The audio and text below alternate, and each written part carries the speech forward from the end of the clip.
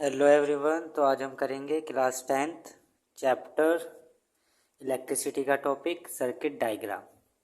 We know that an electric circuit comprises a cell और a battery, a plug key, electrical components एस and connecting wire. तो हम जानते हैं electric circuit के अंदर हमारी क्या क्या होती है, सेल होगी, बैटरी होगी, प्लग की होगा, ठीक है, एमीटर होगा, वोल्ट मीटर होगा। जब हम सर्किट डायग्राम बनाएंगे तो ये सब चीज़ें हमें क्या चाहिए सर्किट डायग्राम बनाने के लिए। इलेक्ट्रिक बल्ब हो गया, ठीक है। तो इसमें देखेंगे it is often convenient to draw systematic diagram in which different component of the circuit are represented by the symbol conventionally. तो ये हमारे लिए क्या होगा, बहुत ही हेल्पफुल होगा कि अगर हम इस सिस्टमेटिक डायग्राम को ड्रॉ करने के लिए अगर हम इन कंपोनेंट के लिए कोई सिंबल्स यूज़ करें, ठीक है, जो डिफरेंट हम कंपोनेंट सर्किट के अंदर लगा रहे हैं उनको रिप्रेजेंट करने के लिए अगर हम सिंबल यूज़ करेंगे तो हमारे लिए क्या होगा, बहुत ही कन्वीनियंट होगा, ठीक है, हेल्पफुल होगा। यानी conventional symbol use to represent some of the most commonly use electrical components are given in table.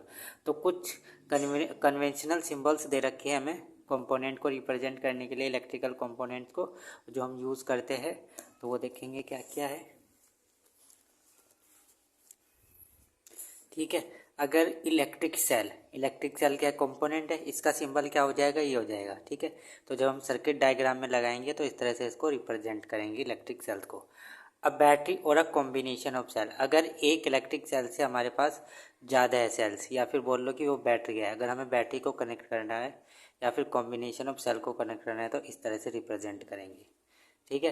Plug की और अ स्विच ओपन, तो प्लग की कैसे रिप्रेजेंट करेंगे, ऐसे रिप्रेजेंट करेंगे जब हमारा स्विच क्या होगा, ओपन होगा, ठीक है। प्लग की को हम रिप्रेजेंट करेंगे जब हमारा स्विच क्या होगा, क्लोज होगा, तो इस तरह से क्लोज कर देंगे उसको। उसके बाद उसमें करंट फ्लो होना स्टार्ट हो जाएगा। ये क्या ओपन है, इसमें करंट फ्लो नहीं होगा। जैसे कि हम स्विच ऑफ कर देते हैं इस तरह से, ये स्विच ऑन है, ये स्विच ऑफ है, ठीक है। तो इसको बोल लेंगे स्विच ओपन। ये हमारा स्विच क्या है, ओपन है, और ये क्या है, क्लोज है। वायर जॉइंट, अगर दो वायर आपस में ज्वाइन हो रहे हैं तो उसको हम किस तरह से रिप्रेजेंट करेंगे, इस तरह से रिप्रेजेंट करेंगे, ठीक है। फिर इसके बाद आ जाओ वायर क्रॉसिंग विदाउट जॉइनिंग, दो वायर आपस में क्या कर रहे हैं, क्रॉस कर रहे हैं, लेकिन क्या है, जॉइंट नहीं है इनके बीच में, तो हम इस तरह से इसको रिप्रेजेंट करेंगे, ठीक है। इलेक्ट्रिक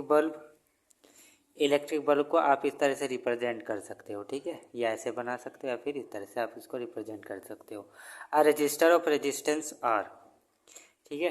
तो रजिस्टर्स को हम कैसे रिप्रेजेंट करेंगे, इस तरह से, ठीक है, कि हमने क्या लगा रखा है, रजिस्टर। वेरिएबल रेजिस्टेंस और रियोस्टेट, वेरिएबल रेजिस्टेंस को हम दूसरे नाम से भी जानते हैं, रियोस्टेट के नाम से। तो उसको इस तरह से रिप्रेजेंट करेंगे। रजिस्टर बनाने के बाद इस पर एरो ड्रॉ कर देंगे या फिर इस तरह से एरो के ऊपर बना देंगे। एमीटर हमारा इस तरह से हो जाएगा, ये बना देंगे, प्लस माइनस हो जाएगा और बीच में ए लिख देंगे एमीटर, और वी बीच में लिख देंगे तो क्या बन जाएगा, वोल्ट मीटर। तो ये थे हमारे सिंबल्स। अब हम पढ़ेंगे ओम्स लॉ और एक्टिविटी 12.1। ये चैप्टर हमारा अब 11 हो गया है, जो हमारी न्यू बुक्स आई है एनसीईआरटी की, ठीक है। तो देखते हैं इसमें कैसे करेंगे। तो क्या है, is there a relationship between potential difference across the conductor and the current through it. कह रहे कि कोई हमारे पास रिलेशनशिप है पोटेंशियल डिफरेंस वी और आई के बीच में, कोई रिलेशनशिप है कि ये पूछ रहा है क्वेश्चन, मतलब वी और आई के बीच में क्या रिलेशनशिप है। तो इस रिलेशनशिप को समझने के लिए हम क्या करेंगे, एक्टिविटी करेंगे 12.1। Let us explore with an activity. तो हम क्या करेंगे, इसमें सेटअप करेंगे, एक सर्किट बनाएंगे जिसके अंदर क्या होगा, एक नाइक्रोम वायर होगा जिसकी लेंथ कितनी होगी, 0.5 मीटर होगी। उसके अंदर एक एमीटर होगा, वोल्ट मीटर होगा, 4 सेल होगी जिसकी वोल्ट क्या होगी, 1.5 वोल्ट की होगी हर एक सेल। नाइक्रोम वायर क्या है हमारा, एलॉय है, निकल, chromium, manganese and iron metals का क्या है, ये एलॉय है हमारा। चलते हैं आगे क्या है। तो इस तरह से हमारा एक सर्किट बनेगा, ठीक है। ये सर्किट बन गया, हमारा मीटर लग गया है, वोल्ट मीटर लग गया है, ठीक है, रेजिस्टेंस लग गया है, की लगी है, प्लग की लग गई है, ठीक है, यहाँ पे। और यहाँ पे हम एक एक करके बैटरी लगाएंगे, ठीक है। 4 बैटरी थी हमारे पास, सबकी जो वोल्टेज थी वो कितनी थी, 1.5 वोल्ट की थी सारी बैटरी, ठीक है, 1.5 1.5 1.5 1.5, ठीक है। तो इसको हम the first use only one cell, तो सबसे पहले हम क्या करेंगे, सिर्फ एक सेल को यूज़ करेंगे, ठीक है। एक सेल को यूज़ कर लिया आपने 1.5 वोल्ट को as the source in the circuit, जिससे कि इसके अंदर क्या हो, सोर्स सर्किट के लिए। Note the reading in the ammeter I, फिर इसमें एमीटर में आपको रीडिंग दिखाई देगी, ठीक है। तो आपको उसकी रीडिंग क्या करनी है, नोट करनी है। फिर दोबारा आप क्या करोगे, दूसरे वाली बैटरी लगा दोगे तो 2 बैटरी हो जाएगी, ठीक है। 2 बैटरी मतलब 1.5 प्लस 1.5 कितना हो गया 3 वोल्ट। ठीक है, फिर इसकी एमीटर की आप रीडिंग देखोगे तो इसमें कुछ आएगी, अलग रीडिंग आएगी। फिर आप इसमें एक और बैटरी ज्वाइन करा दोगे, ठीक है, अटैच कर दोगे इससे, तो कितनी हो जाएगी 3 बैटरी, तो कितनी हो जाएगी 4.5। ठीक है, फिर इसमें एमीटर की रीडिंग देखोगे, फिर इसमें ऐसे एक बैटरी और लगा दोगे, फिर एमीटर की रीडिंग लगा देखेंगे। तो इसमें ऐसे ही लिखा है सारा, note the reading ammeter I for the current reading of the volt meter, V for the potential difference across the nichrome wire X in the tabulate time. ठीक है, तो next connect 2 cells in the circuit, इसके बाद 2 sales connect करेंगे और फिर note करेंगे reading ammeter की वोल्ट मीटर की। ठीक है, एमीटर की वोल्ट मीटर की, और repeat the above step using 3 cells and then 4 cells in circuit separately. मतलब सारी सेल्स को आपको इस तरह से क्या करना है, यूज़ करना है। ठीक है, तो आपने देख लिया यहाँ पे potential difference across the nichrome wire. ठीक है, तो पोटेंशियल डिफरेंस कितना हो जाएगा इसके अंदर, कितना होगा 1.5, और यहाँ पे रीडिंग मान लो क्या आ गया 0.5। फिर यहाँ पे आ जाएगा 3 वोल्ट, तो यहाँ पे आ गई है 1। ठीक है, फिर आ जाएगा 4.5, यहाँ पे आ गई है 1.5। ठीक है, यहाँ पे मान लो 6 आ गया, यहाँ पे आ गया है 2। तो इस तरह से जो इनका रेशो निकल के आएगा। ठीक है, मान लो कि हमारी बैटरी क्या है, वोल्ट कितना है 1.5 है, आई कितना निकल के आया है हमारा 0.5। ठीक है, तो इस तरह से क्या निकल के आएगा हमारा, ये रेशो निकल के आएगा। ठीक है, मान लो वोल्ट कितनी है हमारी 3 वोल्ट। ठीक है, 2 बैटरी होगी, तो आई कितना निकल के आया हमारा, ये निकल के आ गया मतलब 1 आ गया। ठीक है, मान लो ये सपोज कर रहे हैं हम। ठीक है, यहाँ पे क्या आ गया 4.5, और इसकी जो रीडिंग आई है आई की वो कितनी आ गई है 1.5। ठीक है, फिर वोल्टेज आपने क्या लिए 6 वोल्ट लिए, तो फिर आई आपका निकल के आ गया कितना 2। तो जब आप इन सब की रीडिंग निकाल लोगे V अपॉन आई निकाल लोगे हर एक केस में, तो क्या आ जाएगा 1.5 अपॉन 0.5, पॉइंट से पॉइंट गया कितना आ जाएगा 3। ऐसे ही आ जाएगा 3 अपॉन 1, तो कितना आ जाएगा 3। ऐसे आ जाएगा 4.5, 1.5, पॉइंट से पॉइंट हट जाएगा, कितना आ जाएगा 3। ठीक है, ऐसे 6 अपॉन 2। तो देखो सबका जो रेशो आया है वो क्या आया है, सेम आया, मतलब सब किसके इक्वल आ गया है 3 के। मतलब इनका जो रेशो आएगा दोनों का वो क्या आएगा, सेम आएगा, कांस्टेंट आएगा। तो इसमें यही लिखा है, in this activity you will find that the approximate same value for V upon I is obtain in each case, कि आपको अप्रोक्सीमेटली बिल्कुल सेम वैल्यू मिलेगी हर एक केस में, V अपॉन आई की क्या मिलेगी, सेम वैल्यू मिलेगी। The V I graph is a straight line that passes through the origin of the graph. तो इसलिए जो इसका ग्राफ बनेगा वो कैसा बनेगा हमारा, स्ट्रेट लाइन का बनेगा, और जो किससे पास होगा हमारा, ओरिजिन से पास होगा। V I this V I is a constant ratio, तो हम वी आई को क्या कह देंगे कि ये क्या है हमारा कॉन्स्टेंट रेशो है। 1827 में German physicist George Simon Ohm's found out the relationship between current I flowing in metallic wire and the potential difference across its terminal. तो जो German physicist George Simon Ohm's ने इसका जो रिलेशनशिप करंट और potential difference के बीच में relationship निकाला था, तो उसी के नाम से इसको क्या रख दिया था हमने, Ohm's law. The potential difference V across the end of a given metallic wire in an electric circuit is directly proportional to the current flowing through it. ठीक है, तो जो हमारा पोटेंशियल डिफरेंस है दो एंड के बीच में इलेक्ट्रिक सर्किट के अंदर जो करंट है हमारा वो क्या होगा, डायरेक्टली प्रोपोर्शनल है किसके, करंट के, मतलब वोल्टेज हमारा डायरेक्टली प्रोपोर्शनल है आई के। तो ये इसने प्रोवाइड करा था। This is called Ohm's law, तो इसे हम क्या बोलते हैं, Ohm's law. V directly proportional I, इसे हम क्या बोलते हैं, Ohm's law. V upon I क्या है हमारा, कॉन्स्टेंट है हर एक केस में, तो हमने इसको मान लिया है आर।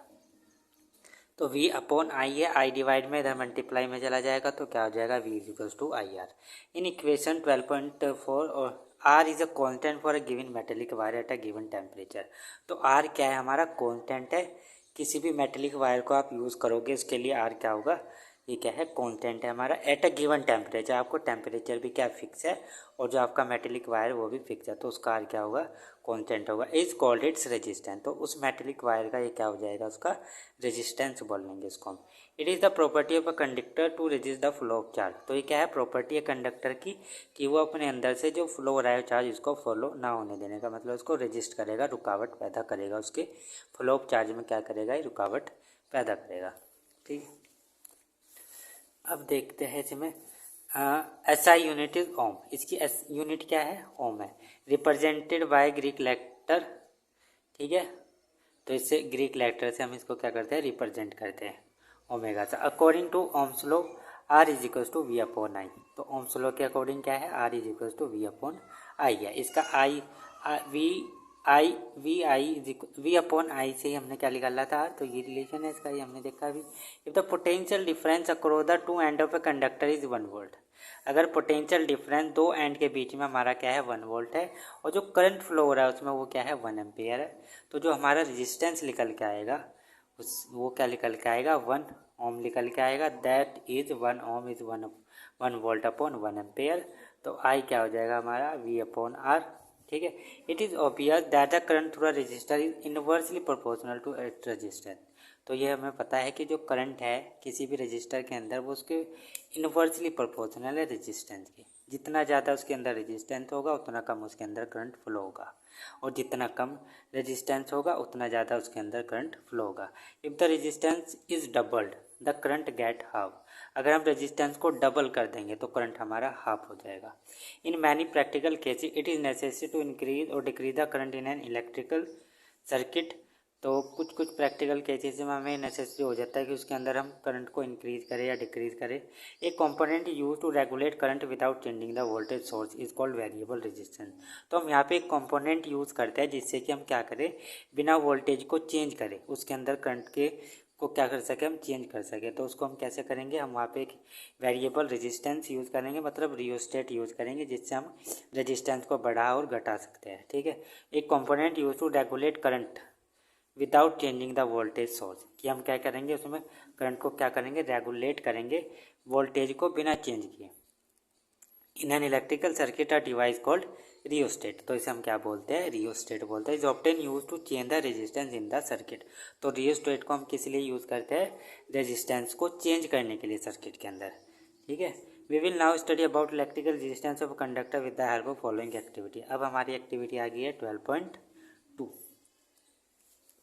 तो यह है टेक अ नाइक्रोम वायर, एक नाइक्रोम वायर लेंगे, बल्ब लेंगे 10 वोल्ट का, ठीक है, एमीटर लेंगे 0 से 5 रेंज तक, प्लग की लेंगे, सम कनेक्टिंग वायर्स लेंगे। Set up the circuit by connecting 4 dry cells of 1.5 volt each in series with the ammeter leaving a gap XY in the circuit.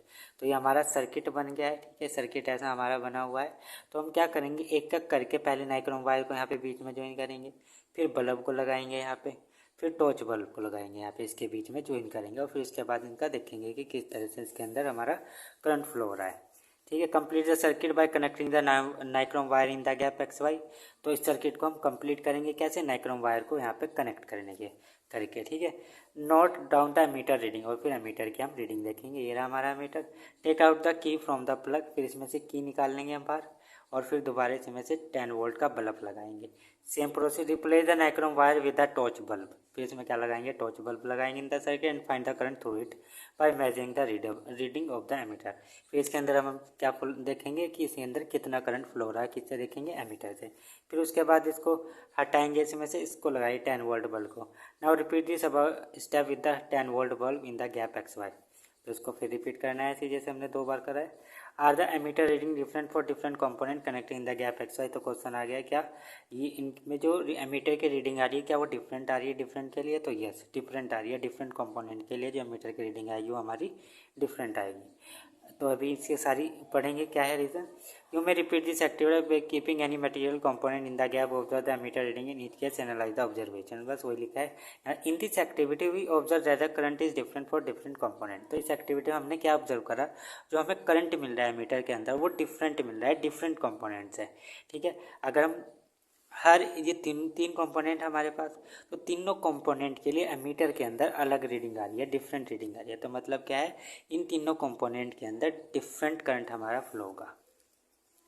Why do they differ, तो question है कि ये differ क्यों है। Certain component offer an easy path for the flow of electric current while other resist the follow.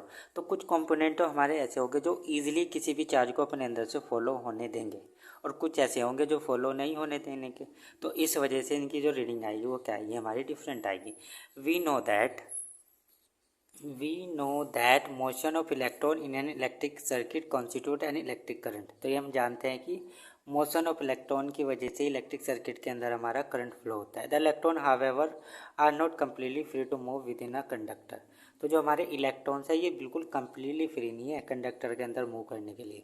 They are restrained by the attraction of atom among which they move. इनके अंदर भी कुछ क्या रिस्ट्रिक्शन है, तो ये जो अट्रैक्शन है किसके बीच में, इनके एटम्स के बीच में जो अट्रैक्शन है इसकी वजह से क्या नहीं है, कम्प्लीटली फ्री नहीं है मूव करने के लिए। दस motion of electron through a conductor is retarded bye its resistance. तो जो मोशन है इलेक्ट्रॉन्स का कंडक्टर के अंदर, ये इसके जो मोशन को क्या करते हैं, कम करते हैं, रिटार्ड करते हैं। किसकी वजह से, क्योंकि इसके अंदर क्या है, रेजिस्टेंस है। रेजिस्टेंस की वजह से जो मोशन ऑफ इलेक्ट्रॉन है ये क्या हो जाएगा, कम हो जाएगा। एक component of a given size that offer a low resistance is a good conductor. तो वो कंपोनेंट, एक गिवन साइज का कंपोनेंट है हमारे पास, अगर ये लो रेजिस्टेंस ऑफर कर रहा है तो उसे हम क्या बोलेंगे, गुड कंडक्टर बोलेंगे। A conductor having a some appreciable resistance is called a resistor. और कुछ कंडक्टर में क्या होगा, कुछ ना कुछ रेजिस्टेंस होगा थोड़ा बहुत, उसे बोलेंगे हम रेजिस्टर। एक component of identical size that offer a high resistance. एक कंपोनेंट ऐसा होगा हमारा बिल्कुल इसी साइज का होगा, जो हमने ऊपर लिया है साइज इसी साइज का होगा, लेकिन ये ऑफर करेगा हमें हाई रेजिस्टेंस, मतलब इसके अपने अंदर से करंट को फॉलो होने ही नहीं देने का। ठीक है, तो हम क्या बोलेंगे, पुअर कंडक्टर, मतलब ये थोड़ा सा फॉलो होने देगा। ठीक है, an insulator of the same size offer है इवन हाइयर रेजिस्टेंस। तो इंसुलेटर हमारे ऐसे होंगे जो बिल्कुल ही अपने अंदर से करंट फॉलो होने ही नहीं देने के। ठीक है, पुअर कंडक्टर ऐसे होंगे जो थोड़ा बहुत करंट उसके अंदर फॉलो हो सकता है। ठीक है, तो आई होप आप सबको टॉपिक समझ में आया होगा। और नेक्स्ट वीडियो में हम पढ़ेंगे factor on which the resistance of a conductor depend. Factor समझाएंगे जिन पर हमारा रेजिस्टेंस क्या करता है, डिपेंड करता है कंडक्टर का। So thank you for watching this video.